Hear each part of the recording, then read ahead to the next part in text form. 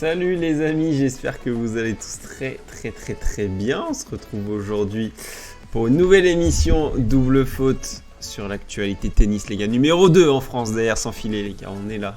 On arrive petit à petit. On est avec Matt, le frérot, comment tu vas mon ami? Ça va et toi Alex? Bah franchement la forme, quand je te vois avec un teint bronzé comme ça, je me dis ça peut caler tu vois. Ouais, c'est les vacances, on profite un petit peu là. Ah j'avoue, moi ça arrive bientôt. Franchement j'ai hâte. J'ai hâte parce que ce teint pâle, j'en ai ras le fiac. Bon, aujourd'hui, petit sommaire classique. Ah, il n'y a plus ta cam, Matt. Je sais pas si c'est normal. Peut-être un petit bug. On a perdu Matt, les gars. Ça arrive. C'est un souci technique qu'on connaît à double faute. Hein. Les gars, aujourd'hui au sommaire, actu du jour. 3 actus concoctées par Rob, donc j'ai aucune idée des actus, les gars. Ça va être de la découverte en live, analyse des matchs WTA et ATP, et enfin les pronos de la team, donc celui de Matt s'il en a un et le mien. Salut Olive. Salut Olive. Est-ce qu'on t'entend bien Matt là? Je pense que ouais. Hein. Ouais, j'ai eu un petit bug, mais normalement là c'est bon. Ok, parfait. Du coup les gars, le sommaire est dit, on peut passer à l'actu du jour. Brooksby, ou Brooksby, je crois qu'on dit Brooksby. Je me suis un peu enflammé sur le Brooksby, qui prend sa revanche sur Kevin Anderson après avoir perdu la finale sur gazon contre Anderson 2-7-0. Il a gagné son premier tour à Washington 2-7-0. C'est une belle surprise. Est-ce que tu penses que ce petit a un coup à jouer dans un ATP 500? Est-ce qu'il peut aller surprendre son monde? Je pense que sur un 250 plus, je pense que sur un 500 il y a quand même un petit peu plus de monde, même si là il bat Anderson en 2-7. Ouais. Je pense aussi que la surface lui convient mieux par rapport au gazon où il frappe déjà très fort. Anderson sur le gazon, il a quand même fait finale à Wimbledon. Ouais. Il a déjà battu Roger Federer, donc je pense que ça convenait mieux à Anderson. Et puis c'était une première confrontation, donc c'était pas facile de jauger. Là, je pense que c'est sur du dur. Anderson vient peut-être moins filet. Et puis Brooksby, il a déjà affronté Anderson, donc il sait un petit peu comment jouer. Donc je pense que là, il s'est bien acclimaté à son jeu. Et puis il est jeune, il a du talent, donc pourquoi pas aller embêter quelques joueurs, mais aller au bout, peut-être pas. Ok, très bonne analyse, sachant que Brooksby, on le tease un peu, on en parlera tout à l'heure en détail, joue Frances Tiafoe au prochain tour, donc ça va être un vrai match, on en parlera en détail tout à l'heure. Pareil, je te rejoins, Brooksby, grosse révélation de l'année, il a un jeu très atypique, une technique très atypique, mais j'adore le voir jouer.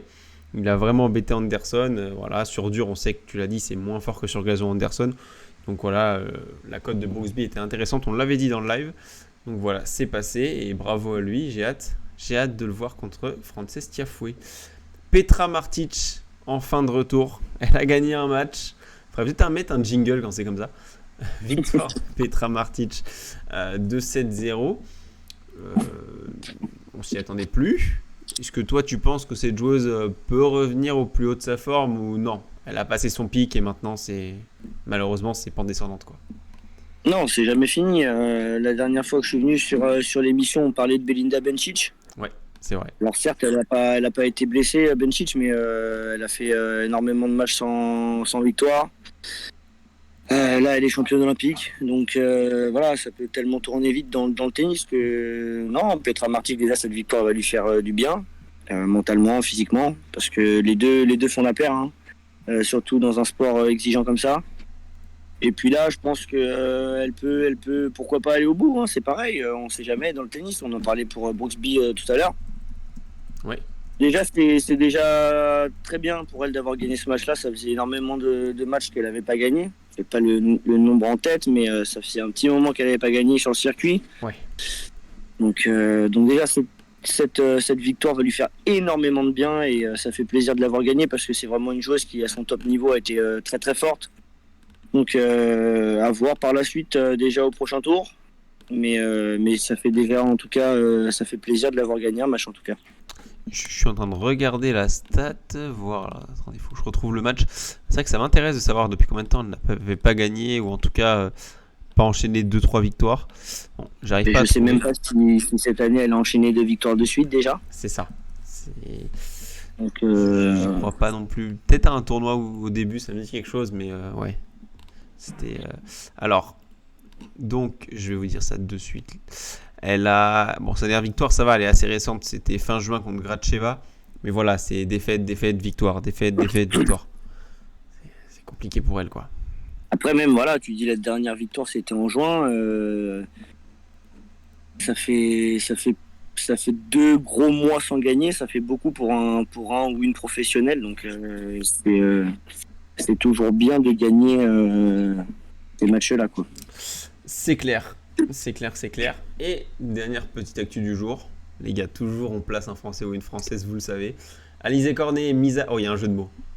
Oh, il est bon le jeu de mots. Cornet mise à l'amende par Shérif. Shérif amende.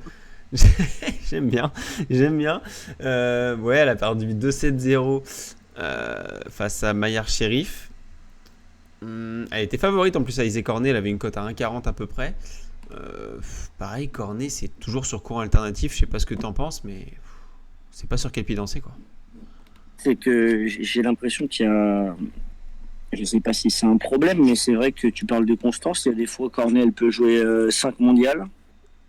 Et il y a des fois, elle peut jouer 200, 300 mondiales. C'est ça. Donc, à haut niveau, c'est problématique parce que je suppose que même pour elle, ça doit être. Excuse-moi l'expression, mais ça doit être chiant pour elle parce que de se dire, bah écoute, aujourd'hui j'ai joué numéro 5, j'ai joué top 5 parce que j'ai joué la folie, j'ai fait aucune faute. Et demain, je vais peut-être jouer 300 ou 400e mondial parce que je vais enchaîner les fautes, je vais faire que les doubles fautes, je vais avoir un pourcentage de service très faible. Et maintenant, on en parlait aussi l'autre fois. C'est vrai que maintenant, dans le circuit féminin, toutes les filles savent jouer. Il y a de plus en plus de jeunes joueuses très talentueuses qui arrivent. Et donc maintenant, plus personne n'est favori. Enfin, quand on voit les cotes féminines, maintenant, on ne sait plus sur qui parier.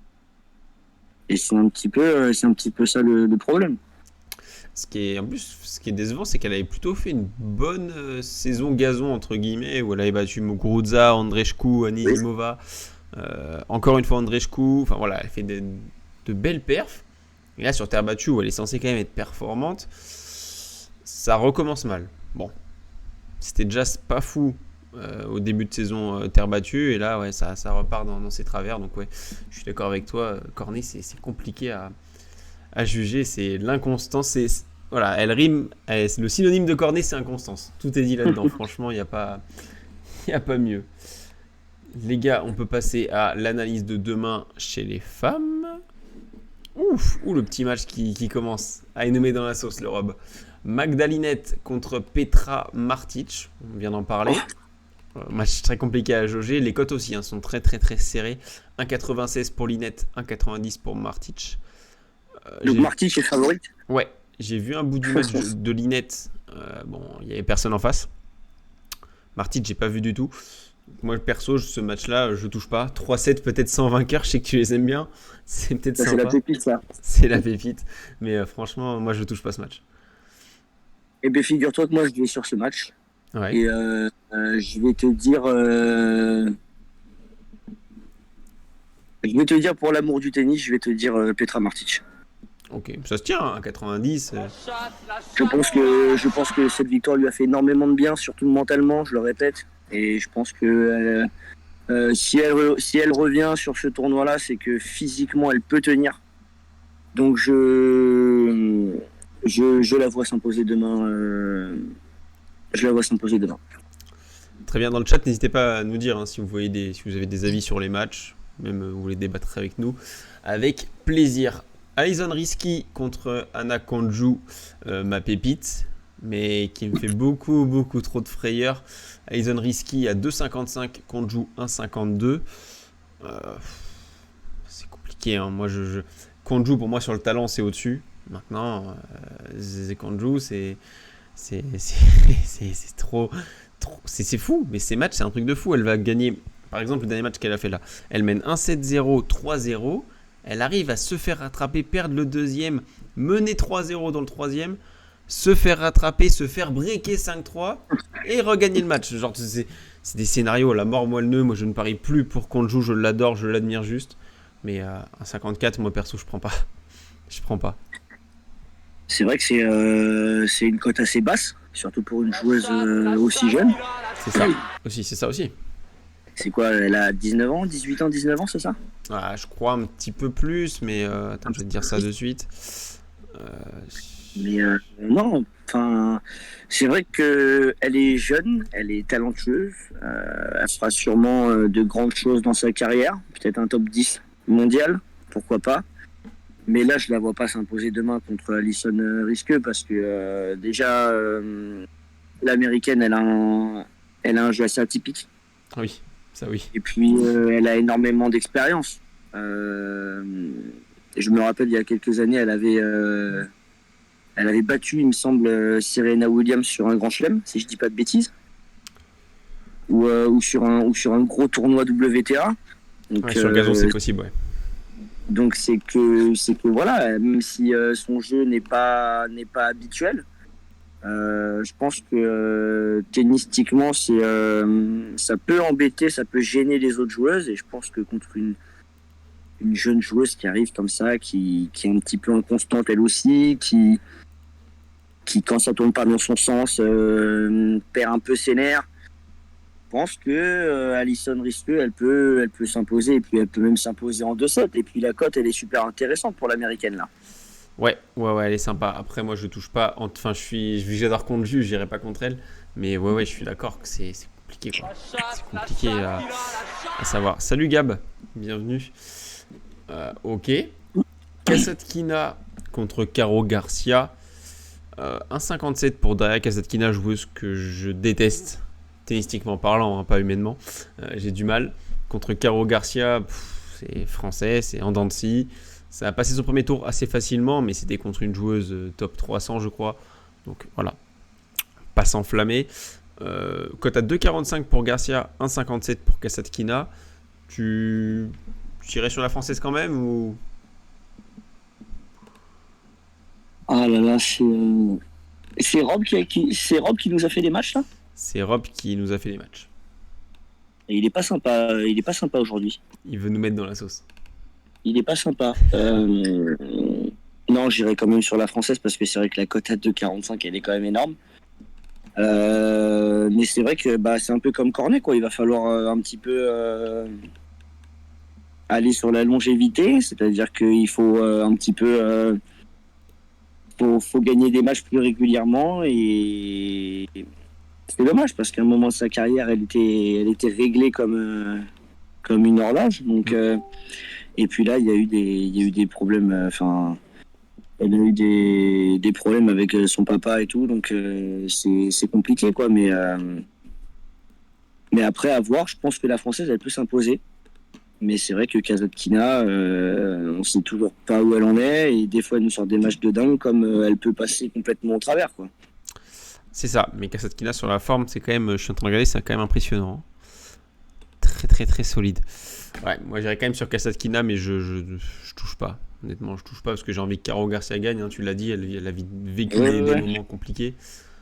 Pour elle, ça lui ferait du bien de gagner un match, pas référence non plus, mais un match qui lui donnera quand même de la confiance pour la suite contre Kasatkina, qui est une bonne joueuse sur terre. Donc ouais, je touche pas, mais on va prier pour la petite Après, Caro. sur terre battue, elle nous a quand même habitués à des matchs super costauds à Roland. Donc Bien sûr. peut-être que c'est ce retour sur terre battue qui va peut-être lui faire passer un nouveau déclic, pourquoi pas. Mais en tout cas, moi, je la vois bien passer face à Kasatkina. Comme dirait Paga, on l'espère. Analyse dégâts maintenant. Oh là là, le retour de Rafael Nadal après son dernier match à Roland et sa défaite contre Novak Djokovic en demi-finale, qui affrontera Jack Sock, l'américain tombeur de Nishioka. Je crois que c'était Nishioka, mais abandon de Nishioka alors que Nishioka menait un 7-0. Donc pas forcément dans un grand jour le Jack Sock, mais ça passe quand même. Il joue Nadal qui n'a jamais joué à Washington. Cote à 1,10 pour Rafael Nadal, 8 pour Sock. Toi, tu vois pas de surprise et Nadal va commencer à redevenir le rouleau compresseur qu'il était. Déjà de 1, je pense qu'il va gagner ce tournoi de Washington. Ah oui, carrément. Ok. En sachant que la dernière fois que j'ai annoncé quelqu'un gagner quelque chose, il y a eu Covid et voilà, on pense toujours à elle. Mais non, blague à part, je pense que ça change rien parce que, enfin, je le vois sur les réseaux sociaux, il s'entraîne comme un mort de faim parce que il veut aller chercher ce 21e à l'US Open parce qu'il sait que Novak Djokovic est avec lui et Federer à 20. On a eu une interview de Tony Nadal, son nom, qui disait il lâchera rien, il ira avec ses armes et quitte à mourir sur le terrain. Donc ça annonce un peu la couleur pour le Grand Chelem américain, mais non, je pense que ça lui fait une bonne préparation. Il y a des joueurs de qualité, il va pouvoir se régler. Déjà contre Jack Sock, je pense que là ça va être un tour de chaud. Je pense qu'il va un petit 6-3, 6-3 ou aller un petit premier set pour se régler à 7-5 ou au tie-break. Et encore, tu vois, je te dis ça, j'y crois même pas. La cote à 1,10, elle vaut rien. Je pense que un moins de 16-5. Ouais, tu vois un match vraiment clinique, quoi. Tu vois vraiment pas Jack Sock lui prendre des jeux. Mais je pense que tu vois un 6-2, 6-2 ou 6-2, 6-1 pour faire moins de 16-5. Je vais te regarder ça, hein, ça va être sympa, je pense. Ça va être au moins un petit 1,4, enfin un Après, 50. après c'est risqué parce que c'est un match de reprise, il n'a pas joué depuis Roland. C'est ça. Donc c'est risqué à jouer. Mais je pense que vu les doses d'entraînement qu'il s'est mis ces derniers mois, je pense qu'il va arriver à fuiter plus que jamais. Donc à voir. Mais je pense qu'il ne va pas y avoir de match. Ok. Merci pour le Prime Touch and Pass. Par contre, je sais pas comment ça se fait qu'elle ne se soit pas lancée. La petite annonce quand vous subez la chaîne. Oui, parce que les gars, vous pouvez nous soutenir en subant la chaîne. Le sub, c'est quoi? Ça vous permet d'avoir accès à toutes les rediffusions pendant plus de je ne sais combien de jours. Vous avez des émoticônes débloqués gratuitement. Par exemple, vous pouvez avoir nos têtes. Voilà, je vous les mets dans le chat. C'est toujours sympa, c'est toujours amusant. Et plein de petites choses comme ça, mais surtout l'intérêt principal c'est de nous soutenir si vous le souhaitez. Voilà, c'est pas du tout obligatoire, c'est juste une possibilité de votre part. Voilà. Moi je suis d'accord avec toi pour Nadal, je pense qu'il va gagner. Après le score, moins sûr parce que Jack Sock il sert quand même pas si mal. Et je pense que Nadal va mettre un petit peu de temps à rentrer dedans. Donc c'est quand même pas non plus sa surface préférentielle le dur. Donc, je pense que ça m'étonnerait pas que Jack Sock aille accrocher un 3 et 4 quoi. Un petit 7-8 jeux, ça me choquerait pas. La cote de Nadal à 1,10 c'est pas bonne, mais la cote du 2-7-0 elle est comment? Alors, je vais te dire ça de suite. Bon, déjà, Nadal gagne le tournoi, elle est à 2,25. Je viens de voir ça. C'est pas... Alors, 2-0 de Nadal, 1,31. C'est pas mal à combiner, c'est déjà bien. Et franchement, c'est pas mal. Combiner le 2-0 Nadal et Nadal gagne le tournoi, je pense que ça peut faire une bonne cote. Normalement, on peut pas combiner deux paris sur un même joueur, je crois. Ok. Sauf sur Winamax, en complétant le pari. C'est-à-dire tu mises sur Nadal qui gagne aujourd'hui et tu le complètes en rajoutant quand le match est terminé qui gagne le tournoi. Mais sinon, je crois que sur les autres bookmakers, je crois qu'on peut pas. Mais oui, ce serait sympa. En tout cas, voilà. En tout cas, le 2-7-0 Rafa, je pense qu'il est largement faisable. Ouais, et puis d'un sens, vaut mieux pour lui qu'il gagne en 2-7 parce que ça va lui apporter de la confiance. C'est le premier match depuis qu'il revient. Et puis même pour se tester physiquement, parce que un peu comme un Federer quand il est revenu, il se teste énormément à l'entraînement, mais en match c'est pas du tout la même chose. C'est ce que Federer disait justement à Wimbledon. Donc voilà, à voir comment déjà il va réagir. Et puis oui, ça serait largement mieux pour lui qui s'impose en 2-7. Ok, parfait. On peut passer au prochain match un petit peu plus serré, même beaucoup plus serré sur le papier. C'est Frances Tiafoe, l'américain, contre Brooksby, l'américain également. Deux joueurs plutôt en forme. Tiafoe qui a fait une très bonne partie de saison sur gazon. Brooksby qui est juste l'une des révélations de l'année. Les cotes sont très très équilibrées. Là, je regarde en temps réel. C'est 1,92 pour Tiafoe, 1,94 pour Brooksby. Moi, je vais sur la forme. Et enfin, les deux sont en forme, mais je vais sur la forme de Brooksby. Je pense que ce jeune, il a un truc. Et je pense que Tiafoe, il faut quand même qu'il fasse la bascule entre le gazon et le dur, même s'il n'y a pas forcément énormément il y a des différences, mais il n'y en a pas non plus des masses comme la terre battue et le gazon. Mais voilà, je pense qu'il va peut-être mettre du temps à s'adapter. Je pense que Brooksby peut, en tout cas, gagner Tiafoe dans ce match. Bah, tu vois, je suis pas du tout d'accord avec toi. Ok. Je pense que, alors certes, il a énormément de talent. Brooksby, on en a parlé. Mais Tiafoe, c'est vrai que moi, il m'impressionne par sa puissance, surtout. Parce que c'est vrai qu'il envoie très très fort. Alors Brooksby aussi, certes. Mais Tiafoe a plus d'expérience. Il lâche rien. Et ouais, je vois pas Tiafoe perdre et je vois même Tiafoe s'imposer 2-7-0. Ok, là ok. Alors peut-être que je me trompe, hein, parce que je vous rappelle, ne pariez pas sur ce que je dis parce que vous allez perdre votre argent. Mais je vois pas comment Tiafoe peut surtout voilà, c'est deux Américains, le plus vieux des deux va se dire enfin Tiafoe, j'imagine bien, c'est pas le petit jeune qui va venir qui va me battre. Enfin, c'est une petite histoire aussi de nationalité, de compatriotes. Je pense que Tiafoe, il veut montrer que c'est lui le patron, et qu'il va montrer les muscles, et qu'il va s'imposer, et puis il va même s'imposer en 2-7, je pense. 2,85 la cote en 2-0, donc c'est tentant si tu la trouves, sens bien. Moi, j'irais quand même sur Brooksby. Dernier match à analyser, messieurs. Cote très bizarre. Giron à 3,96 contre Cameron Norrie à 1,28. Alors oui, Norrie est en forme et a gagné un tournoi sur dur récemment contre Nakashima à Los Cabos. Mais Giron sur dur, c'est quand même solide. Norrie, c'est pas non plus un mec c'est un mec qui lâche rien, mais c'est pas un mec qui a un coup fort pour te mettre mal à l'aise chaque joueur. Donc côté à 1,28, un mec qui renvoie la balle avec acharnement, je trouve que c'est quand même très bas. C'est pas pour le dénigrer, hein, mais c'est juste que pour moi, si Giron tape plus fort et mieux, oui. Voilà quoi, ça peut le faire.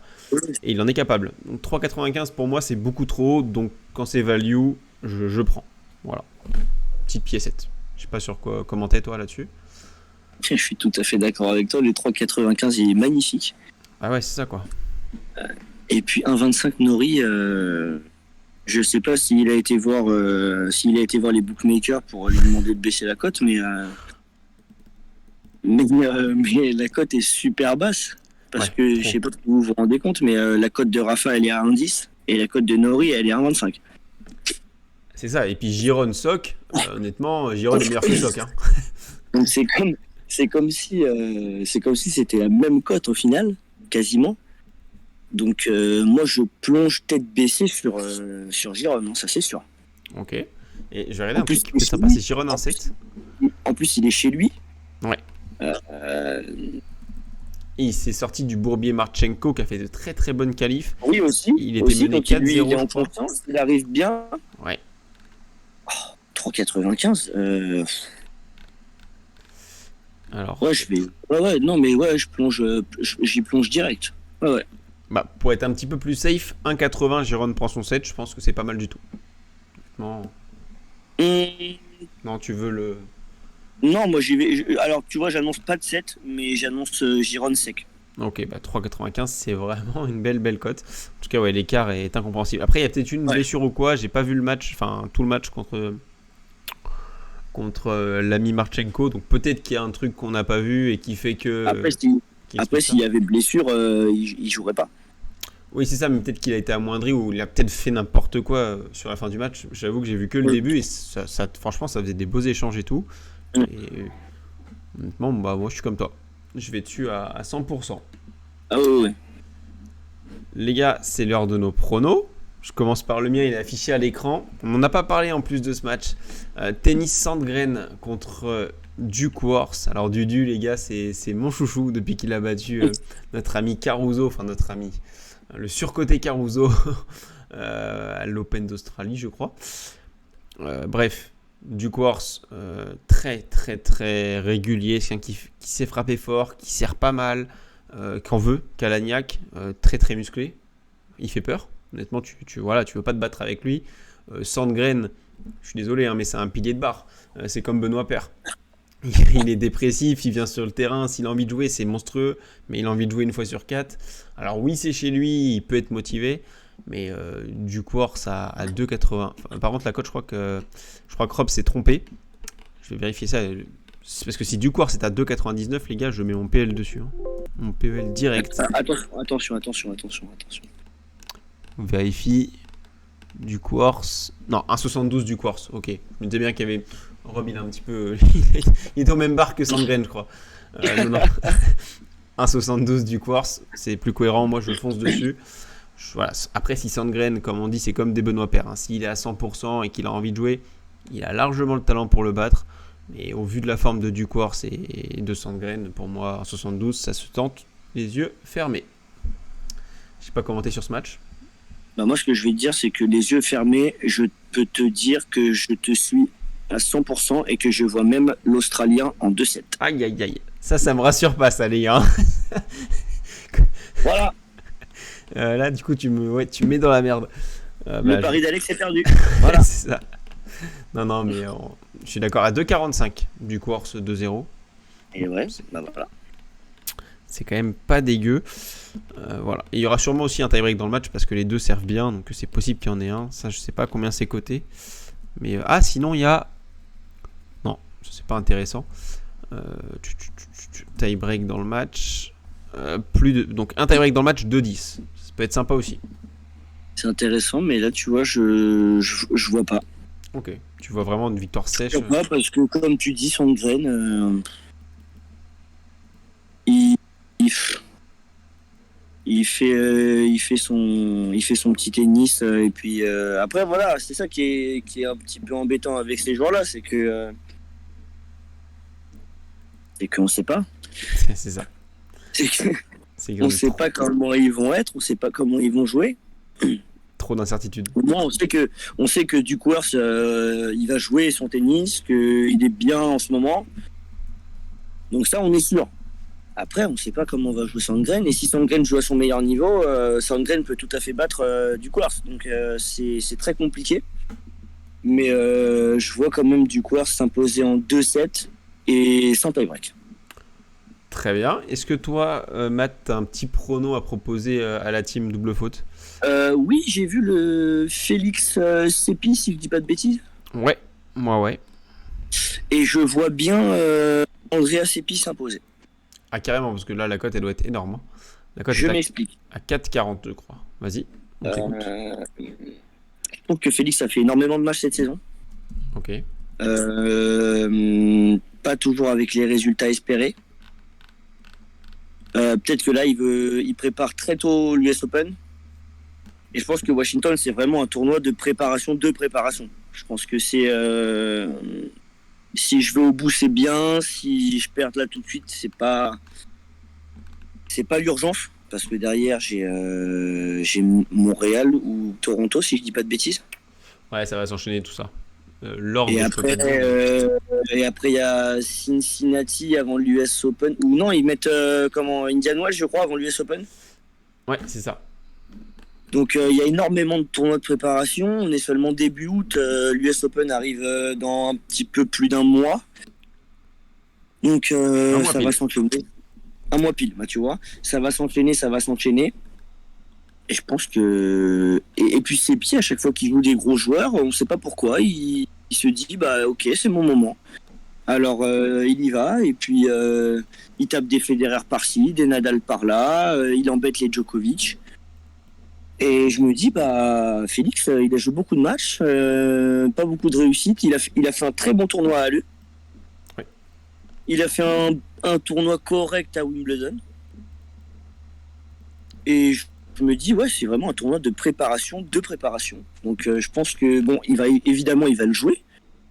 Mais je pense qu'il va pas se mettre la pression en mode, bah écoute, si je perds, c'est le drame, c'est fini, etc., etc. Non, je pense que. Et puis Seppi, il va jouer sa carte à fond parce qu'il sait que contre les cogneurs comme ça, il a du répondant. Donc, je vois bien Andrea Seppi s'imposer, moi. Sachant que la reprise de Gelasim sur dur, donc c'était au JO contre Purcell, il a perdu 2-0. 2-7-0 sec. Voilà. Donc déjà, il a raté son grand rendez-vous de l'été, on va dire.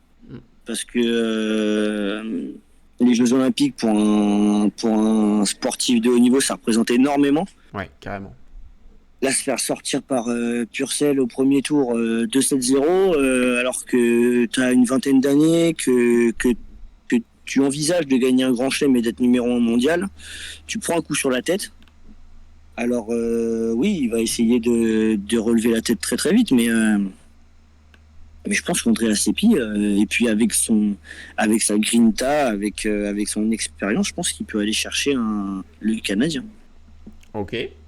Moi, j'ai pas Je trop sais pas ce que d'habitude. t'en penses toi, mais Bah, je te rejoins dans l'idée, mais après, j'ai vu le match de Seppi contre Uchiyama. Il m'a pas quand même rassuré. Hein. Ça va dans un 3-7 un peu bourbier. J'ai l'impression qu'il court pas sur toutes les balles. Alors après, il est intelligent. Je pense il sait aussi qu'il a de l'âge et il sait s'économiser intelligemment. Mais voilà, il m'a pas rassuré dans le langage corporel. Voilà. Après, voilà, tu l'as dit, hein, Seppi, c'est un joueur, quand il joue, ça joue bien, il frappe fort, il sait placer ses balles, il sert bien. exactement. Donc ça peut le faire. Et Auger-Aliassime, c'est le roi des chokes. Donc à tout moment, c'est ça. Là, oui, c'est ça, c'est qu'il peut faire un tournoi exceptionnel. C'est un peu dans. Je peux pas faire de comparaison parce qu'on peut pas comparer ça, mais c'est un peu comme ce que je disais sur Cornet tout à l'heure. C'est qu'il peut jouer numéro 1 mondial et puis il peut jouer sans mondial. C'est ça. Ce mec n'a pas. Il a les armes pour être numéro 1 mondial dans le futur, parce que je pense qu'il le sera. Ah oui. Mais je pense qu'il le sera. C'est mon avis, mais il faut qu'il. Et c'est peut-être aussi pour ça qu'il a pris Tony Nadal. Ah bah de toute façon, oui, si tu prends Tony Nadal, c'est pour aller au plus haut, ça c'est une certitude. Maintenant, On est d'accord. je sais pas s'il a le jeu par exemple pour être complet, peut-être sur terre battue, j'ai un doute. Après, j'aimerais me tromper parce que c'est un joueur qui est quand même très bon et qui a un bon, qui a un bon fond. Après, je le trouve pas assez méchant.